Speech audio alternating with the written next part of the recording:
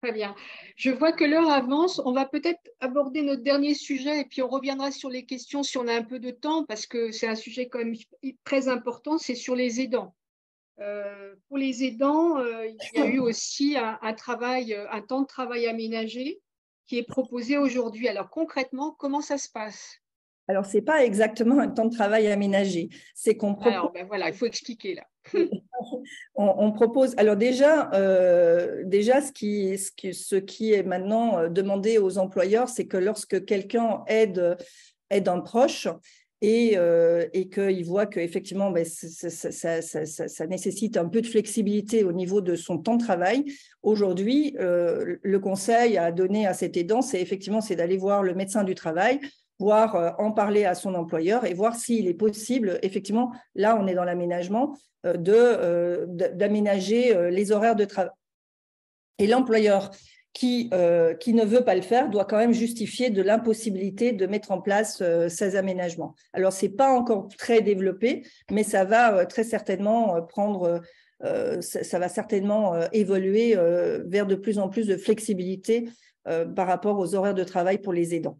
Donc, on attend le plan Agir pour les aidants là, de 2023 2025 probablement, pour voir ce qu'ils vont peut-être remettre dedans, etc. En tout cas, ça, c'est une première chose. C'est effectivement, si on a un besoin de flexibilité au niveau des horaires, ça peut être possible, mais sous réserve quand même que ce soit compatible avec l'organisation de l'entreprise. Si ce n'est pas compatible avec l'organisation de l'entreprise, l'employeur ne mettra pas en place cette flexibilité. Donc ça, c'est une première chose.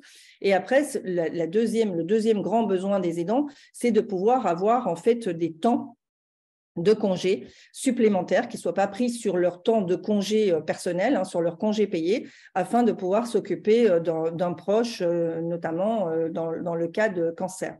Donc là, par rapport à ça, donc pour je ne sais pas s'il y a des personnes qui sont concernées par les enfants. Pour les enfants, le dispositif existe depuis longtemps, c'est le congé de présence parentale qui peut être financé grâce à l'allocation journalière de présence parentale. Dans le cadre de ce congé de présence parentale, il y a eu vraiment des progrès immenses qui ont été faits, puisque si vous retournez à 2012, on avait droit à un congé de présence parentale de 310 jours sur 3 ans, et il n'était pas renouvelable. Petit à petit, en 2014, ce congé de présence parentale, on a eu la possibilité de pouvoir le renouveler. À l'issue des 3 ans, on pouvait redemander 3 ans.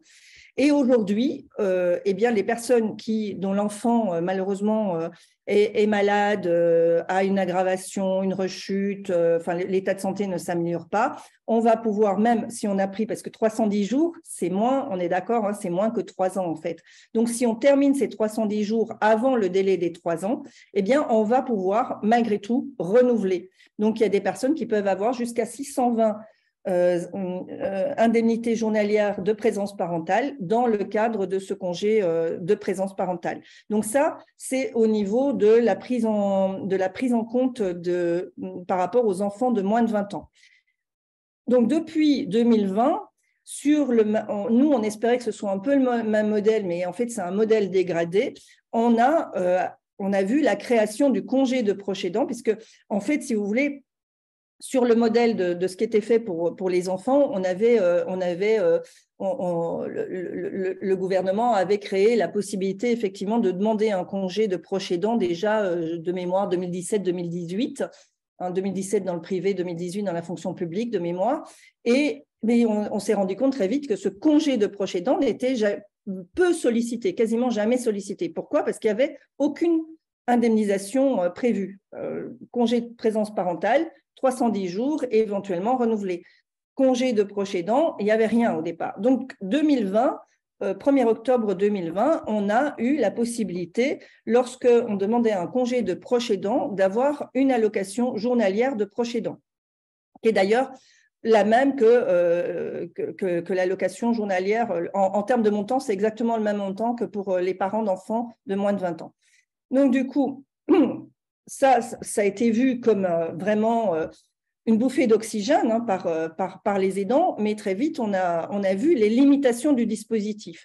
Si je vous dis qu'entre 2020 et 2021, il y a eu un peu plus de 19 000 demandes de congés de proches aidants qui ont été faites avec une demande en parallèle de cette allocation journalière de proches aidants. Et sur ces demandes, il y en a environ 5 000 seulement qui ont été accordées. Alors pourquoi?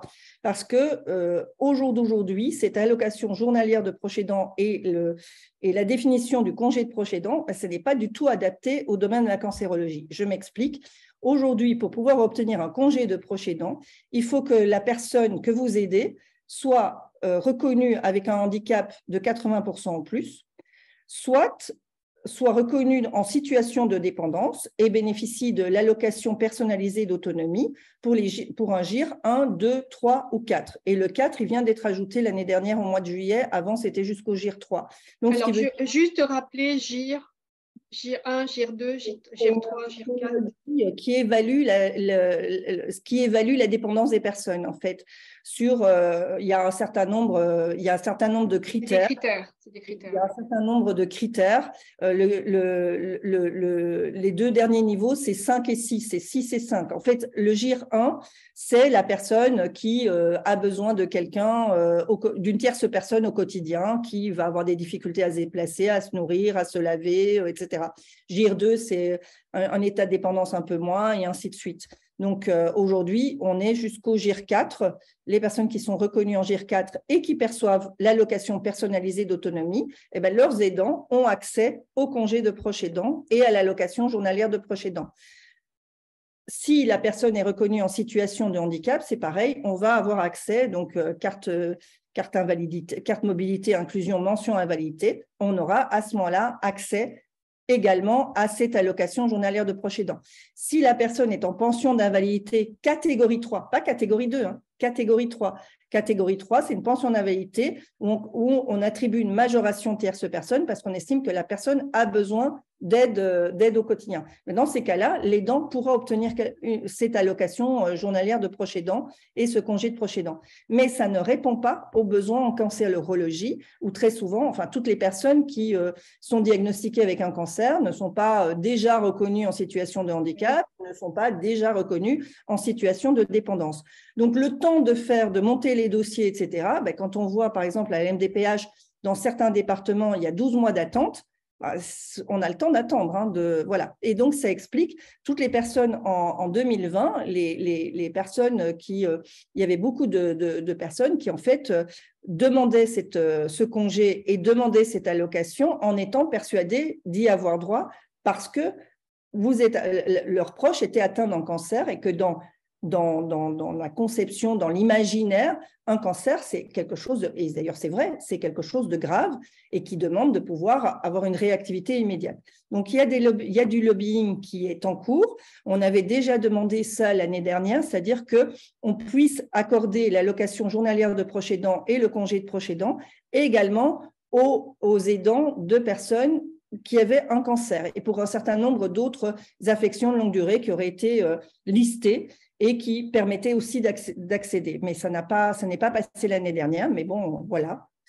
L'ouvrage est sur la table, donc on espère que ça y arrivera. Alors, après, sachez que c'est quand même limité. Vous vous rappelez, le congé de présence parentale, on est sur 310 jours sur 3 ans, renouvelable, et éventuellement, certains parents vont avoir jusqu'à 620 jours sur 3 ans ou un petit peu plus. Par contre, pour les proches aidants, donc c'est pour les enfants de plus de 20 ans ou pour toute personne de plus de 20 ans, eh bien là, on va être limité à 66 jours indemnisables. Donc, on n'est pas sur 310 jours, on est sur 66 jours non renouvelables. Et en plus, le congé de proche aidant, c'est maximum 1 an sur toute sa carrière. Et beaucoup de gens pensent que c'est 1 an par proche aidé, mais non, c'est 1 an, quel que soit le nombre de proches aidés. Donc, on a droit à 1 an, point barre. Donc là aussi, peut-être que la législation, enfin, on espère que la législation va évoluer, mais pour l'instant, c'est 1 an, quel que soit le nombre de proches aidés. C'est important de signaler ça parce qu'effectivement, il y a des avancées, mais ce n'est pas encore suffisant quand on est face à une population vieillissante avec des personnes qui sont de plus en plus touchées par les maladies comme le cancer ou qui sont en maladie chronique, où on sait pertinemment que effectivement, ça va. Les 66 jours sont très vite pris et sur le temps de carrière, c'est assez fou, oui. La carrière, oui. Après, heureusement, il y a des entreprises qui, heureusement, sont plus généreuses que le législateur, hein, puisqu'il y a des entreprises, ils ont mis en place la possibilité de donner des jours de RTT, ouais. ou des jours de congés payés également au bénéfice des salariés aidants. Et là, dans ce cas-là, ben, on a accès à enfin, il faut faire la demande et on n'est pas dans les mêmes conditions, puisque là, ce n'est pas encadré par la loi. Là, c'est les entreprises qui décident en interne pour qui est-ce que, enfin, il y a un règlement, hein, en règle générale, quand il y a quand il y a des levées de dons de jours de congé, on a aussi un règlement qui précise dans quelles conditions ces jours de congé peuvent être accordés, etc. Mais très souvent, il n'y a aucun souci quand la personne sollicite des dons de jours de congé pour accompagner quelqu'un qui a un cancer. On ne va pas lui demander le fait, la validité ou le handicap ou l'état de dépendance. On va se contenter, les RH se contenteront d'un certificat médical qui atteste que la personne a besoin de son proche est gravement, enfin, a un problème de santé qui nécessite la présence de son proche et on n'a même pas à dire de quel problème de santé il s'agit. Merci beaucoup pour toutes ces explications parce que c'est très fourni et c'est très complexe. J'espère que au moins vous sachez qu'on va faire des petites capsules vidéo de ce webinaire et qu'on vous les retrouverez aussi sur le site et sur aussi la chaîne YouTube de GPS Cancer, ce qui vous permettra d'assimiler parce que c'est très concentré et je pense que quand on est directement concerné, on a eu des explications, mais ça va très vite. Donc là, maintenant, on nous reste encore un petit peu de temps. Est-ce qu'il y a des questions? Je vois, il y a une question là de merci beaucoup. Et est-ce qu'on peut orienter les patients vers Juris Santé? Oui, Je oui. laisse répondre. Oui, on a affiché le numéro de téléphone et sur les articles aussi qui sont en ligne, vous les retrouverez aussi, ces références qui ont été, puisque les articles sur cancer et travail, droit à l'oubli, démarches sociales et administratives, ça avait été fait par Dominique. Alors, est-ce qu'il y avait d'autres questions? Oui, alors moi, j'ai vu là qu'il y a attendez, pourquoi est-ce que je vois pas? Je vois plus les questions. Je sais pas où elles sont passées. Alors, la diversité des contrats de prévoyance et l'impossibilité d'être rémunéré posent également problème dans les statuts et la professionnalisation des missions de patients experts, partenaires, qui interviennent de plus en plus en pair et danse, en ETP, en formation auprès des soignants en recherche et qui sont du coup condamnés au bénévolat. C'est vrai que ce n'est pas particulièrement pour les patients experts, c'est malheureusement le lot de la plupart des personnes qui sont avec des contrats de prévoyance ou en invalidité. Oui, et qui ont quitté les effectifs de leur entreprise. Donc, ça va bien au-delà ça pose bien sûr pour les personnes qui veulent se lancer dans des activités, de nouvelles activités professionnelles, finalement, que ce soit en tant que patient expert, partenaire ou autre, ou que ce soit sur d'autres métiers, c'est la même difficulté en fait. C'est pas spécifique en tout cas. Et après, je crois qu'il y avait quelque chose sur les tests génétiques, je ne sais pas. Alors, il y avait aussi… C'était une remarque sur le fait qu'on ne pouvait pas souscrire de prévoyance quand on avait certaines maladies génétiques, même quand on était en emploi. Ah, d'accord. Oui, c'est possible que… Mais ce n'est que lorsqu'il y a un questionnaire de santé. Par exemple, quand vous êtes employé dans une grande entreprise, il n'y a pas de questionnaire de santé dans les prévoyances. Normalement, là, il n'y a pas de souci. C'est quand vous voulez y accéder vous-même. Et après, je crois que il y avait encore une question sur les assurances emprunteurs. Est-ce qu'il y a des discussions en cours pour les achats en dehors des résidences principales? Alors, alors, ce qu'il faut savoir, c'est que ce qui est prévu dans la convention AERAS, c'est ce qui est envisagé, c'est les prêts professionnels, donc c'est les emprunts par rapport aux prêts professionnels, c'est les prêts à la consommation et effectivement le domicile principal. Ce n'est pas du tout prévu pour l'instant, en tout cas, en l'état actuel des lois, il n'y a rien de prévu. Effectivement, quand quelqu'un veut emprunter pour acheter un immeuble dans l'objectif de le louer, la convention AERAS ne peut pas intervenir. Donc, a fortiori, il n'y a pas moyen non plus d'accéder, parce que ce n'est pas le domicile principal, donc on n'a pas accès à ce prêt sans questionnaire de santé. Et comme ce n'est pas le domicile principal ou un… Alors, ça dépend si, par exemple, l'objet, si c'est du locatif à titre… Dans le cadre d'une occupation professionnelle, là, ce serait à revoir dans le cas d'un prêt professionnel. D'accord. Alors, il y a encore encore une question sur les prévoyances. Si je suis licenciée, mais que j'ai une invalidité de catégorie 1, est-ce que je peux créer une entreprise et continuer de bénéficier de la prévoyance? Alors, encore une question. Alors, je pense que ça dépend du contrat de prévoyance qu'on a avec son entreprise. Non, mais là, on est sur… Alors, il faut quand même vérifier le contrat de prévoyance quand même. Donc, il faut Ouais. tout se référer au contrat parce que là, on est vraiment… Les contrats, c'est pas que là, c'est prévu par le droit commun. Hein, là, on est vraiment sur le droit du contrat. Donc, il faut bien vérifier le contrat, mais en règle générale, dans les contrats de prévoyance, où la prévoyance, où vous avez déclenché des garanties dans le cadre de la pension d'invalidité catégorie 1, en fait, le principe, c'est qu'on ne peut pas vous empêcher, puisque la sécurité sociale reconnaît que vous avez conservé une capacité de travail et que la sécurité sociale, elle s'attend à ce que vous repreniez un travail. Hein, on voit bien, d'ailleurs, c'est sur les niveaux d'indemnisation au niveau des pensions d'invalidité. Si vous êtes en catégorie 1, on va prendre 30% mensualisé, enfin, le pourcentage sera sur 30% des montants qui auront été pris pour le calcul de votre pension d'invalidité. Si on est en catégorie 2, on va se baser sur 50% de ces mêmes montants. Donc, vous voyez, on voit bien que le niveau de protection n'est pas le même. Donc, pension d'invalidité catégorie 1, pour la Sécu, vous allez reprendre le travail. Donc, à partir de là, les prévoyances, elles ne peuvent pas vous interdire de reprendre un travail. Et on ne peut pas vous obliger à rester chez le même employeur jusqu'à la fin de votre vie. Donc, à partir de là, effectivement, les contrats sont quand même plus favorables et permettent plus facilement, effectivement, de cumuler avec les revenus d'une entreprise que vous créez ou les revenus